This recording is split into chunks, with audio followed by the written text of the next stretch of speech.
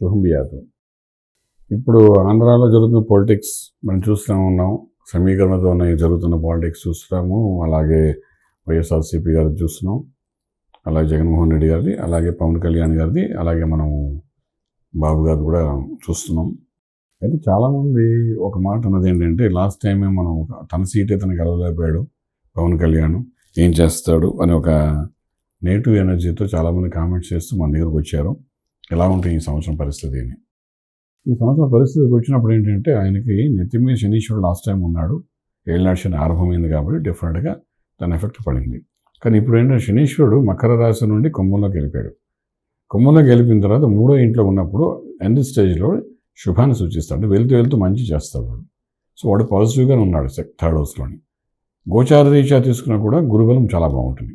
మే 1వ తారీఖు నుండి మనం తీసుకుంటే ఏంటంటే, ఆల్మోస్ట్ గురుడు వృషభంలోకి వచ్చి అక్కడ నుండి ఇక మకర రాశిని చూస్తాడు. మకరం నుండి పంచమ భావంలో గురుడు వస్తాడు. పంచమ భావం అంటే అష్టైష భోగభాగ్యాలు ఇచ్చే ప్రదేశం.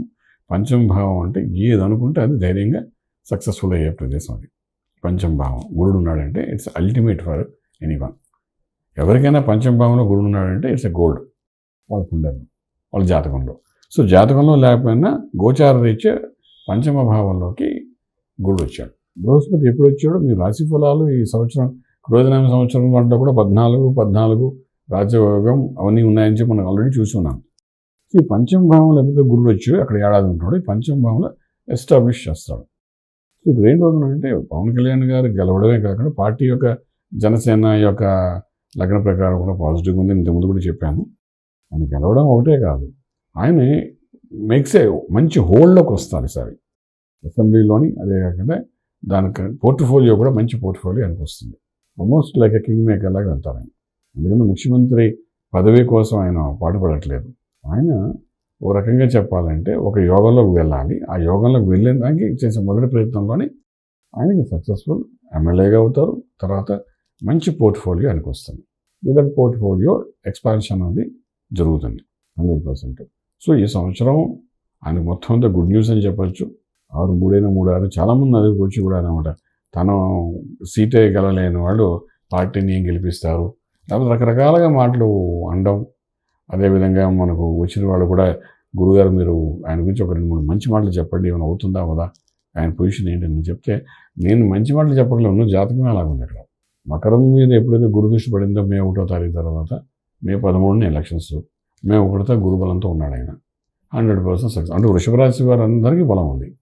సో అందరూ మకర రాశి వారికి కూడా బలం ఉంది. వృషభ రాశిలో గురుడు ప్రవేశించడం వల్ల వృషభ రాశి వారికి బలం ఉంటుంది. అలాగే అక్కడ నుండి గురుడు 9th హౌస్తో దీన్ని చూస్తున్నాడు కాబట్టి, ఎవరిని మకరాన్ని చూస్తున్నాడు కాబట్టి మకర రాశి వారికి బలం. అలాగే మకర రాశిలో పంచమ భావంలో గురుడు ఉన్నాడు కాబట్టి అదో రకమైన బలం. సో గురువు అనుగ్రహం అనేది ఎప్పుడైతే ఉందో శుభకార్యాలు జరుగుతాయి, శుభమైన వార్తలు వింటారు. అలాగే ఒక ప్రోగ్రెస్ జరుగుతుంది. లాస్ట్ 10 years 11 yearsలో జరిగిందంతా జరుగుతుంది. 11 years ఒకసారి ఇలాగా పంచమ భావంలోకి వస్తాడు గురుడు. ఎప్పుడెప్పుడు పంచమ భావంలో గురుడు వస్తాడు అప్పుడు అన్ని యోగాలు ఇస్తాడు. సో 11 years బ్యాక్ వచ్చింది, మళ్ళీ ఇప్పుడు మళ్ళీ వస్తాడు. సో 110% మనం చెప్పచ్చు ఆయన ఎమ్మెల్యేగా గెలుస్తారు. పదవిని కూడా ఆయన సంపాదించుకుంటారు. 100% పదవిని సంపాదించుకుంటారు. రాజ్యాన్ని ఆయన వెళ్తారు. మనం ఏ చోట్ల చూడలే, కర్ణాటకలో చూడలే, డీకే శివకుమార్ని చూసాం, అలాగే సిద్ధరామయ్యని చూసాం. ఇక్కడ ఏమైంది, కష్టపడి పనిచేసిన డీకే శివకుమార్ గారు చేశారు. కానీ డెఫినెట్గా ఇవాళ కాకపోతే రేపైనా 2025లో అయినా సరే ఆయన సీఎం అవ్వడానికి అవకాశం ఉంది. ఎందుకంటే యోగ దశలు అవన్నీ యోగంలోకి వెళ్తున్నాడు కాబట్టి. ఇంకో ఏడాది పోయిన తర్వాత అయితే పూర్తిగా శనీశ్వరుడు వదిలేస్తాడు ఆయన్ని. అందులో లగ్నం చాలా అద్భుతమైన లగ్నం ఇది. ఎవరిది, పవన్ కళ్యాణ్ గారిది. రాజ్యంలో రవి ఉన్నాడు, బ్రహ్మాండంగా ఉన్నాడు, అద్భుతంగా ఉన్నాడు. సో డెఫినెట్గా గవర్నమెంట్ అసోసియేటెడ్ అయ్యి గవర్నమెంట్లో ఆయన ఇన్వాల్వ్ అయ్యి ముందుకెళ్ళే యోగం అయితే 100% ఉంది. ఓకే, ఇప్పుడు ఉన్నదానికంటే ఇంకో ఏడాది పోతే ఇంకొంచెం బలం పెరుగుతుంది, 100% పెరుగుతుంది. ప్రస్తుత దశ ప్రకారం కూడా చూసుకుంటే ఏంటంటే, ఆయనకి ఆల్మోస్ట్ 2024 మే నుండి మే 8వ తారీఖు గురు బలము ఇదంతా కూడా బాగా ఉంది. తర్వాత మంచి ప్రజాదరణతో ముందుకెళ్ళే మహారథ షోట్ వస్తుంది కాబట్టి 110% ది సక్సెస్ ఉంది. శనీశ్వరుడు ఉచ్చస్థితిలో ఉన్నాడు, శని మహారథ వస్తుంది, ఉచ్చస్థితిలోకి తీసుకెళ్తాడు.